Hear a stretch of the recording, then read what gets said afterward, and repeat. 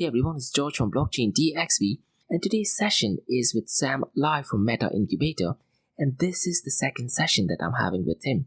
What I really liked about this particular session is that he's really energetic in what he's talking about. He does have a lot of experience, and he's got experience working in different countries as well. He also shared his experience working with HP, and that was in Thailand. And he talked about a lot of different experience from different industries. One really beautiful point that he actually mentioned, which for me was a light bulb moment, was how inflation and deglobalization could actually boost Metaverse. I was thinking that inflation and deglobalization would actually delay the process, but after listening to what he said, I definitely agree with it. He also shared some really interesting information about display images on virtual reality headsets. So good morning, Sam. Thank you so much for taking the time for doing this. And this, I believe, is our second session. And we did get some really positive reviews from the first interview that we did. So in today's session, Sam, can you tell our listeners what is MetaIncubator?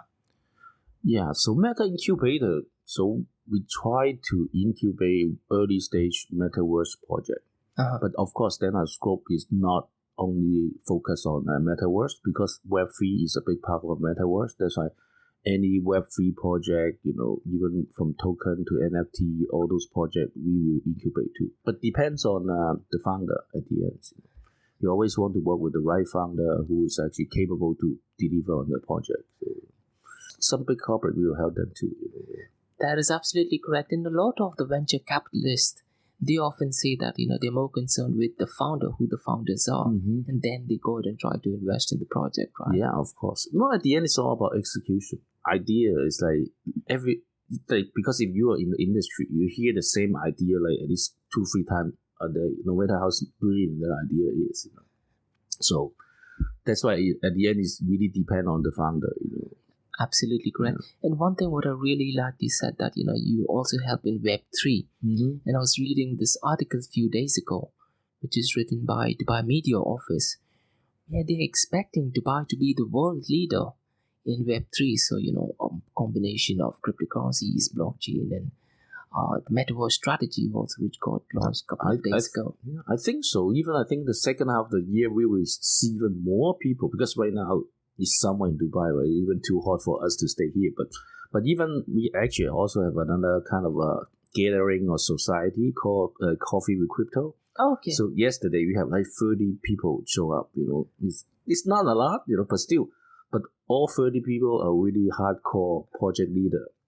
They're doing some really serious crypto project. So that's why we are actually impressed ourselves too, And we expect it will go up from here. So.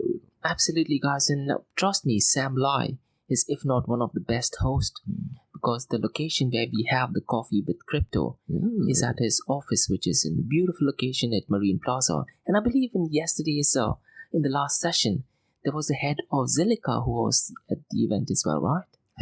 Yes, of course, Anton.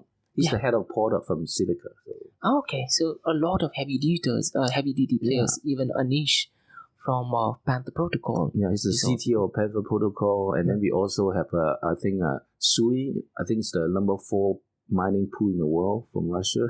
Also there. Absolutely. So we have a lot of interesting people. So, a lot of heavy duties. So guys, check out Sam Link's LinkedIn profile and look at the pictures as well. Absolutely brilliant. And I think Mark Rose, he has posted a brilliant article on what the event is all about as well. Yes. So definitely great. So my first question to you, Sam, is when do you think is a realistic time frame for, let's say, the mainstream adoption of Metaverse, and based on your experience, because definitely you have experience in Metaverse industry. But sometimes I think when you have enough experience, then you kind of, you're always going to make mistakes. So when you expect it will happen next year, then it will happen in 10 years. So if you're actually expecting, it won't happen in 10 years, it actually will happen next year. Yeah. So I can see for Metaverse, because we kind of have a timeline, right? Even right now, Microsoft just released the HoloLens 2, and then I think Facebook potentially, I think the second half of the year or early next year, we will have a major update on the Oculus Quest. But also, they're also making augmented reality glasses too. Oh, even for Facebook. Oh, so they will release it probably potentially next year. So if you said, okay, 2, 5, 10 years, I actually think it will much closer than 10 years. Yep. So I think in 5 years, we probably can see a lot of mass adoption for Metaverse already. But then it's not the way that, we got in 5 years, everybody going to live inside a VR goggle or something like that. It actually will become, I suspect, will be more like wearable. Yep. Do you remember, so when we just we always talk about history and experience, right? When actually Apple released the AirPod, the Bluetooth headphone, everybody said, no, who won this? And then suddenly in a couple months or like half a year, the whole world was wearing it. Absolutely. Especially you are in Asia, then you go to the subway, every young kids are wearing it all the time, and it's actually true right now. So I expect for Metaverse or for augmented reality, it will become another extra wearable, like a glass, or like sunglasses, and then people, and then of course, once you have the adoption, then all the software developer will develop amazing software on top of it. And we will actually talk more about other examples from there. So I think in 2 to 5 years, we should have mass adoption on the Metaverse. And the great point that you mentioned about the Apple AirPods, now the new mobile phones that Apple and Samsung is releasing, they don't even have the headphone jack. It's just on Bluetooth. So definitely a great point. And also going back to, the point that you mentioned about Facebook, they had the earnings call report on the 26th of July. And what they actually said in that is that the Horizon platform on which Metaverse works, they are going to make it available on laptops and on mobile phones as well. So, again, what you're saying is right. So that would definitely boost the Metaverse adoption from 10 years to maybe 2 to 5 years down the line. You're absolutely spot on that. Yeah, but I think even that's why Metaverse, I think we have different layer. So some simple layer, like will be all mobile. Yep. Then we talk about a lot more heavy-duty 3D generated virtual world. Yep. Potentially, we'll still back to PC. But then it will have a different flavor of Metaverse. And that's why it will make it very interesting. So Yeah, and that's exactly what my next question is. So from your experience, what hardwares do you think would play a significant role in, let's say, Metaverse? I think still the two main things will be augmented reality and also virtual reality. Just like we have a virtual VR goggle. Then when you have so the difference is the VR pretty much cut you off from the physical world. Then because you total cover your eyes, and then you actually just interact with the virtual world. And then augmented reality, it actually becomes just like the AirPod. Correct. Right? When you wear it, when someone talks to you, actually maybe your glasses is smart enough, actually just turn off itself, or maybe you take off your glasses, then everything will stop. That kind of a really small thing that will actually really improve the kind of the user experience. I think it will happen very soon. So from these two flavors, right, there we have two different kind of class or ecosystem of a software development. But still, and I think the base technology will be the same, and then that's why I think Unreal and even Unity, they are really really focused on actually how to generate 3D object in a mobile application too. Yeah, Unity is like the next level thing, right? So far as this, and then all the like motion tracking, eye tracking, the geo checking, it will just integrate like cell phone, because I think it probably in the stage that we have no more innovation on cell phone. Of course, in the crypto side, maybe maybe in the future the cell phone will have a hard wallet, like security inside. But then that's not today's topic. But then for device maker, right, to generate extra revenue, they definitely need to create something different and unique, right? So I think the glasses, still also the watches and the AirPod, it will actually have a lot of innovation in the next couple of years. And do you think, Sam, will there be like a subscription services for this devices, or do you think it'll be a one-off purchase, or it's too early to tell right now? That's not a concern, right? Because if you are in hardware business, even for VR goggle or even AR glasses, is when once you have a mass adoption, you have the volume the price will go down like dramatically, like exponentially too. So eventually, it doesn't matter. Like you buy it or you subscribe it. It's just like kind of like cell phone, you know. So sometime or you sign up a contract with a provider, then you kind of pay it off in 1 or 2 years, right? A lot of people just buy the cell phone right away. Right? So it really depends on the customer and different segment, but it's just gonna be everywhere. You know? Absolutely, and as the economies of scale increase, the product would keep on getting cheaper. Totally agree. Excellent point. And Sam, regarding Metaverse, what are the technologies coming up so far as, let's say, the display is concerned? Yeah, of course. I think display is actually the most important part of the technology within the Metaverse, because 80% of sensor absorption is actually from visual, right? Yeah. As you know, right now they have all the organic LED, OLED technology. Then they can make the displays bendable, like flippable, you know, so like the Samsung cell phone. So in the future, you can imagine, right? You can have a display mount on the glasses. So it's not a flat lens anymore. It's kind of curved within your eyes. So the advantage from there, right? Because from your viewpoint, then it actually fit your kind of the visual coverage much better. Yeah. That's why you will give even for some a device like glasses, we will have much more immersive experience. And then it's really lightweight. You don't need to have a big projection or big kind of like generator, whatever, behind the screen. So if you just like kind of wearing a even lightweight cell phone on before in front of your eyes, you know. Yeah. And then even from OLED, right? They even talking about something like micro OLED. Okay. Even make it smaller. The pixel going to be even smaller and better and brighter. I see. So potentially they can even put all those like OLED displays inside a contact lens. I was just going to ask that, you know. Then the question is, can we, when you turn off the displays, right? Can I still be transparent enough that I can still see afterward? Yeah. That actually, I think a lot of innovation will be there. You know, I won't be surprised it will happen in the future. And then of course, then we have even a lot of display with have haptic feedback. Then you can see, can feel, you know, and get feedback when you touch it. Because sometimes I think in VR, right, your hand and your eye are a little bit disconnected. Yep. Maybe the haptic will actually bring that kind of integration back together. So that will be a very futuristic kind of application.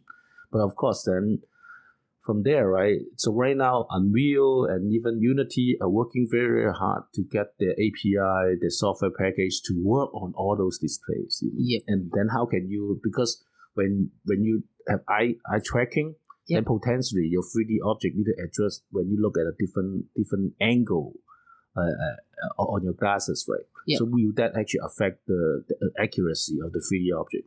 Oh, so Unreal and Unity are actually really working on it, because it's kind of they instead of just like I have a software package to doing a PC game, how can I have a really good software package for the Oculus goggle? Yeah, that's exactly what they try to do. And then eventually, you know, because even 5-6 years ago, I actually come across that company.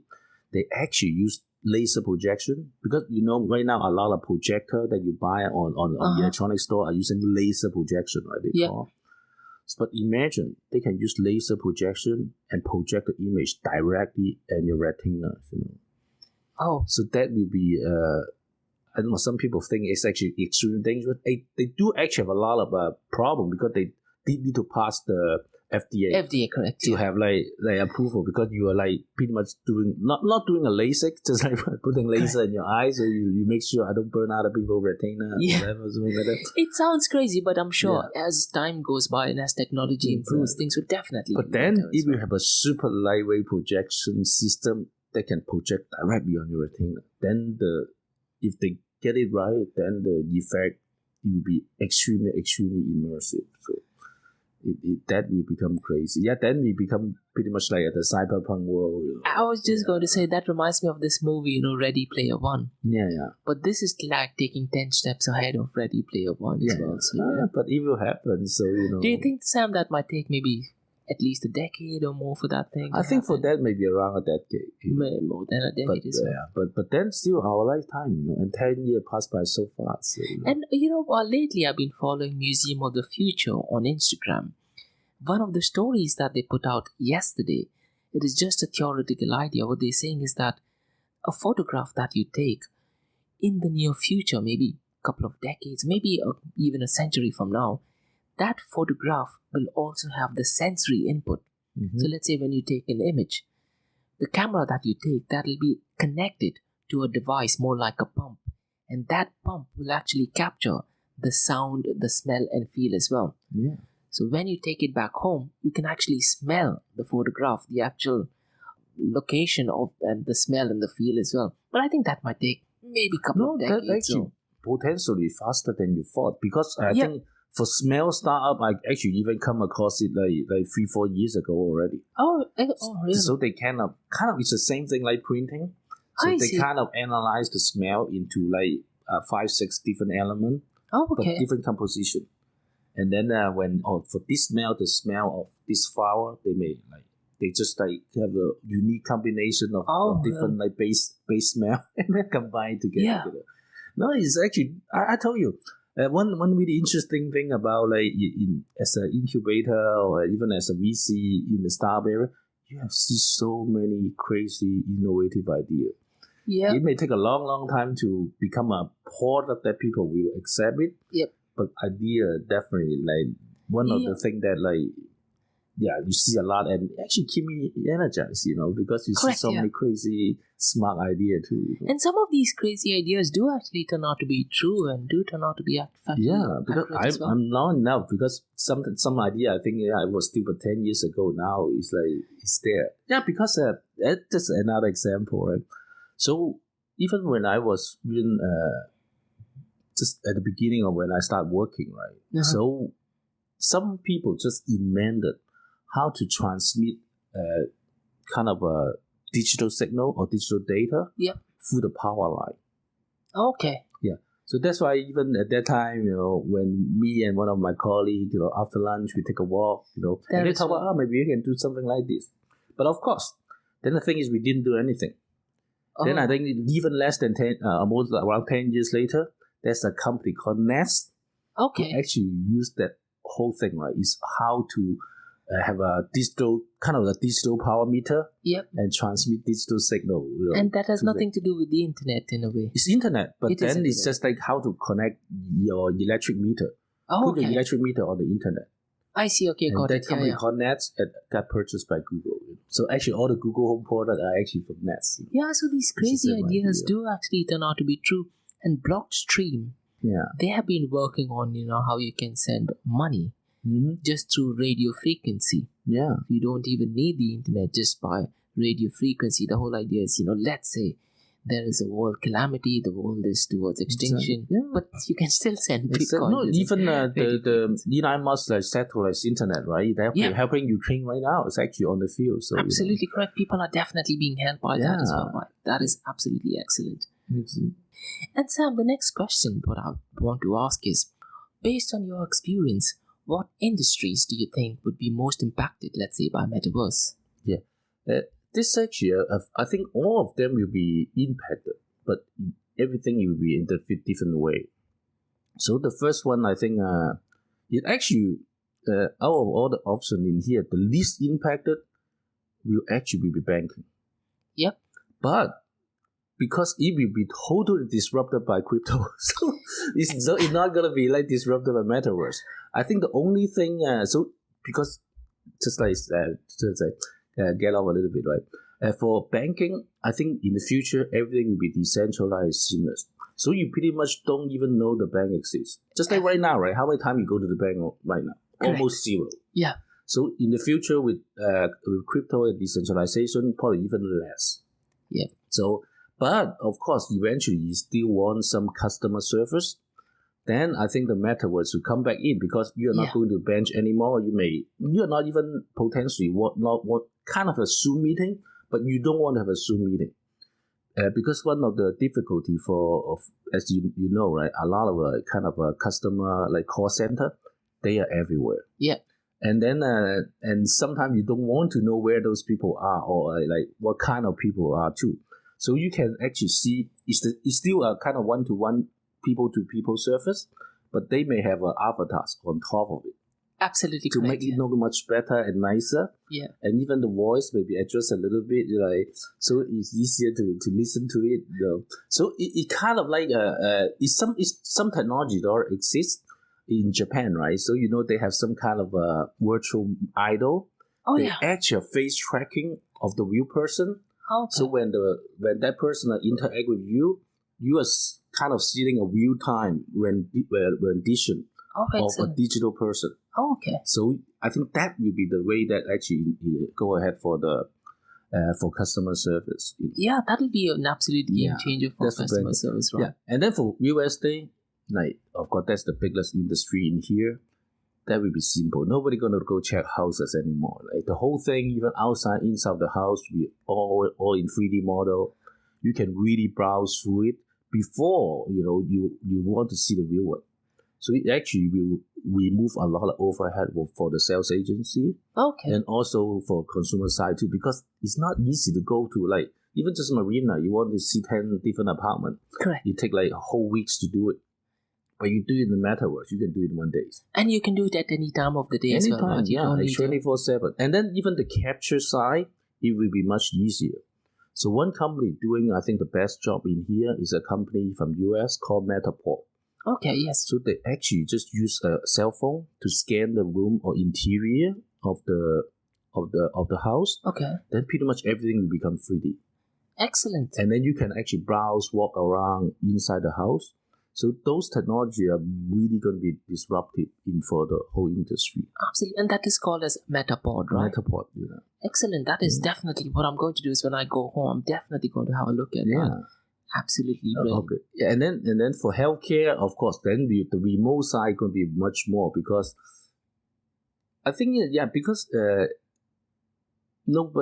everybody don't need to go to hospital and they don't want to go to hospital.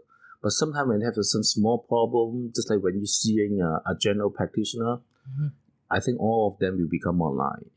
It will be much easier for the patient and also for the doctor too, And then you go back to kind of the virtual customer service, right? So I think in this case, you may not need kind of the Metaverse, the kind of the avatars version of I was just going to say the same thing about it. The doctor is in an avatar form. Yeah. But then the question is when the doctor want to say something, they actually will have a 3D demonstration on the side or something like that. They can show maybe a 3D, if you have some problem with your stomach. They may have a 3D scan of your stomach. Then the doctor can show you, what's wrong with your stomach. Yeah. So it's kind of a different application, a little bit different.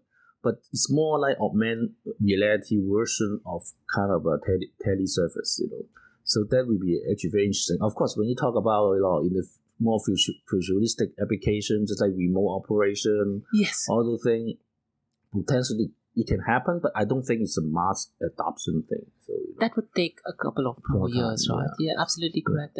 And with smart watches that pretty much everyone has nowadays, so doctors can go ahead and check you, maybe give you real time feedback. Yeah, also. Absolutely excellent. Yeah. And then for gaming, actually, that will be the biggest adoption ever, because even from my point of view, I'm seeing so many gaming projects.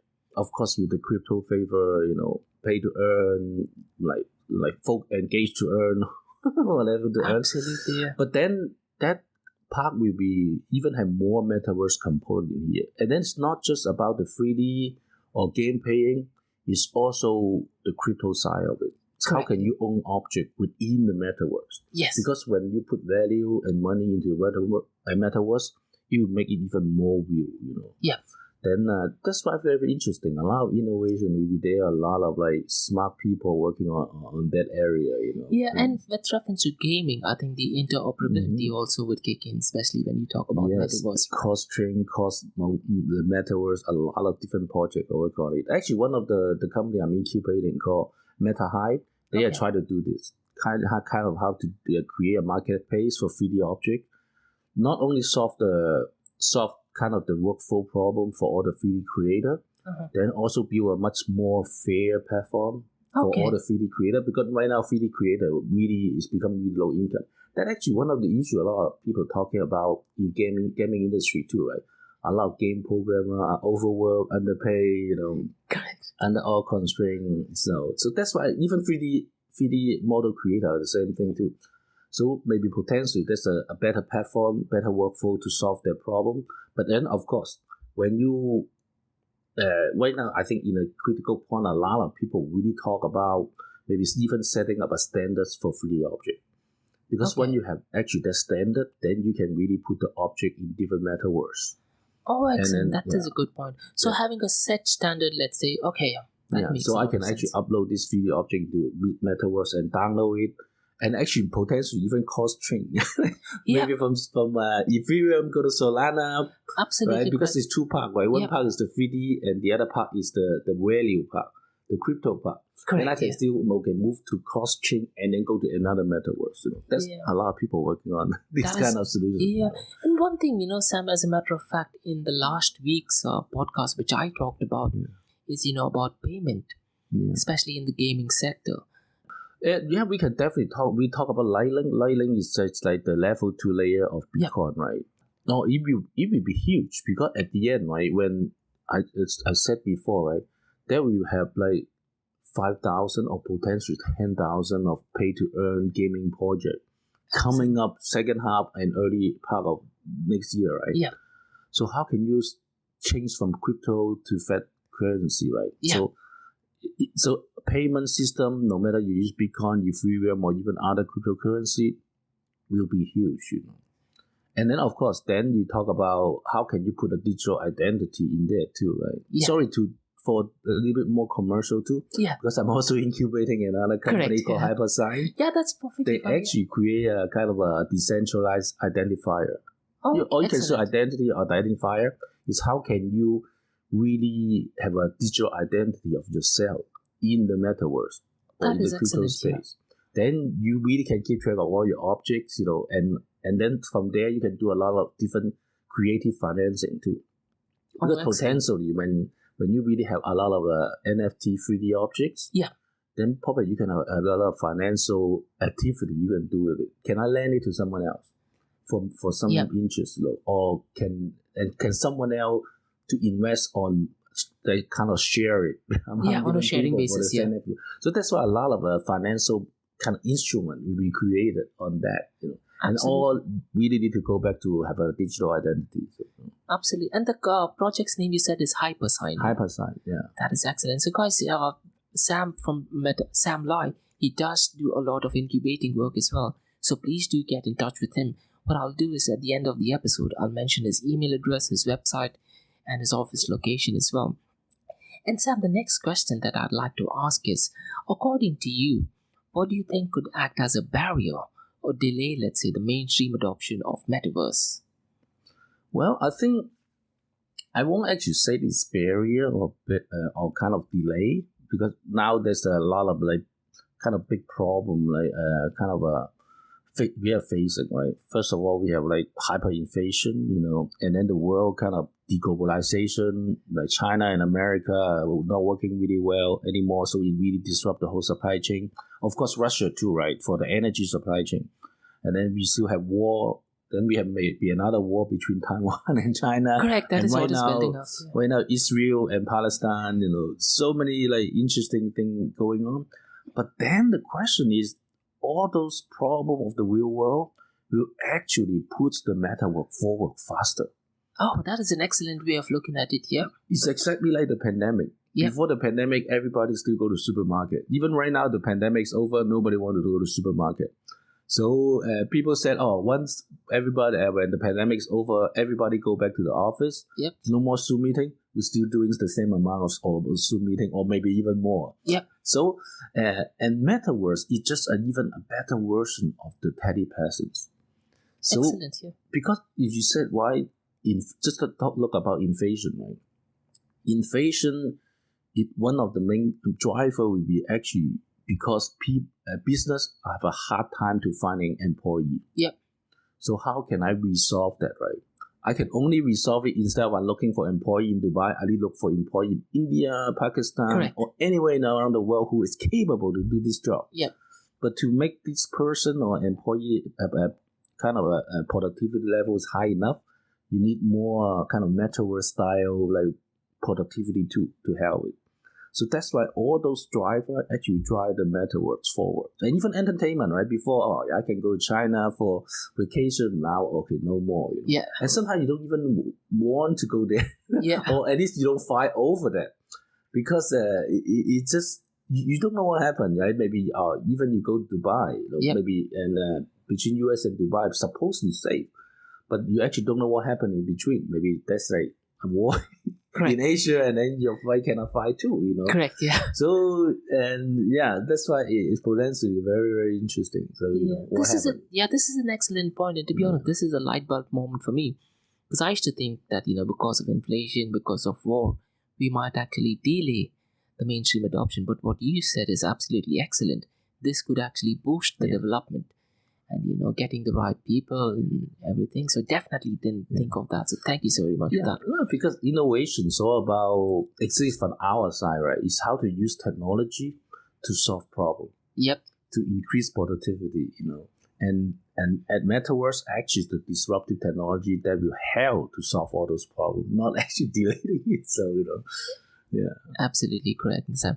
And one more question that I wanted to ask is what does MetaIncubator do, and how do you think you can help businesses and individuals who want to get into Metaverse? Yeah, so I think the main goal of MetaIncubator at the beginning, right, is really try to incubate early stage like Metaverse and Web3 project in Dubai, because there's more and more like really capable entrepreneur in Dubai right now, and they have the technical expertise, and what I think they miss is kind of the experience in entrepreneurship, how to run a startup, how to grow a startup, you know, and how to scale it, and also for marketing and promotion, and also other different market around the world.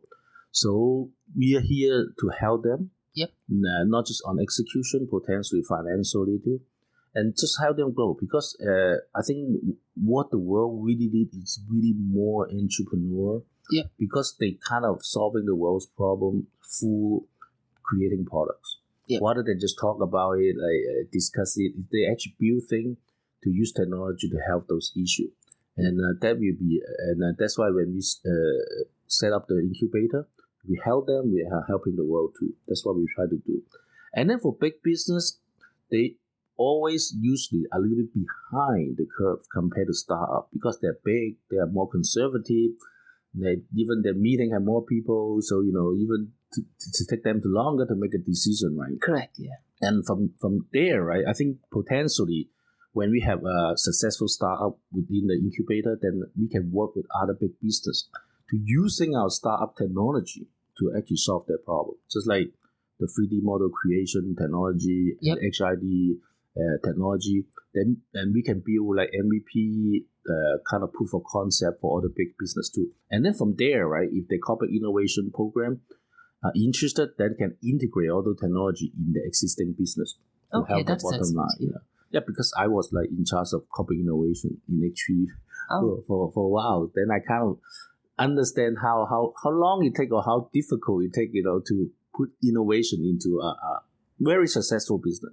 Because if they're very successful, sometimes they don't want to change. That is correct, because that's the thinking that you have. It's working fine, so why should we change it? That's why you need more patience and understand the detail of the operation. Then how can you slowly push innovation into that product line?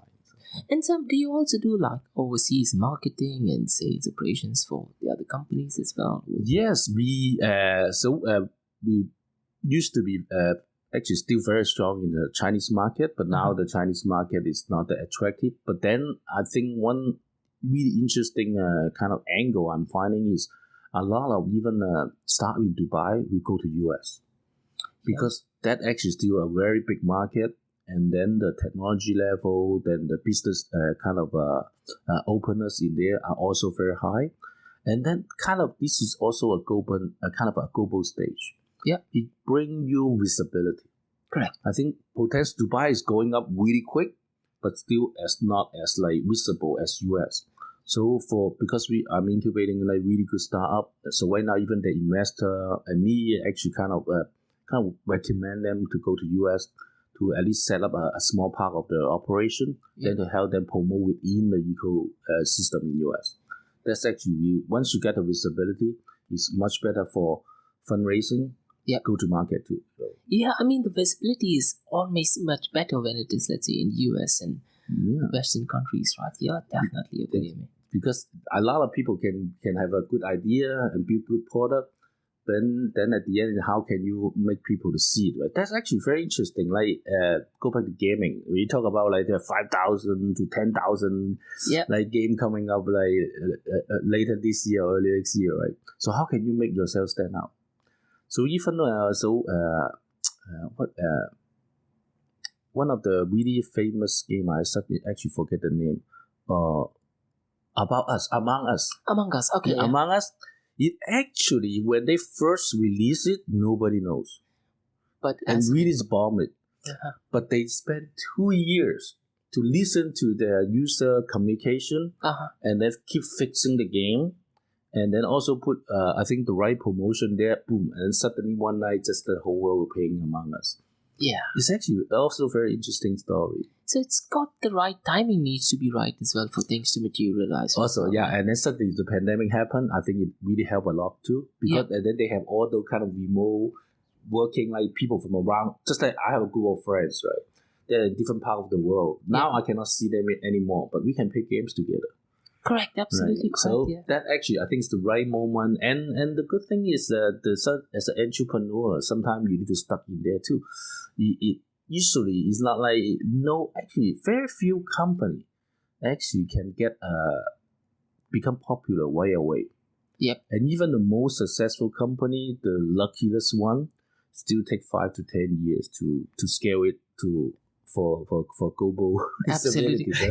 So I think at least for all the entrepreneur people there or all the listeners listen to our show, hang in there. Sometimes it takes longer than you think, Correct. Yeah. Not to give up and just, you never know, things could just materialize at the right time. And excellent example of Among Us as well.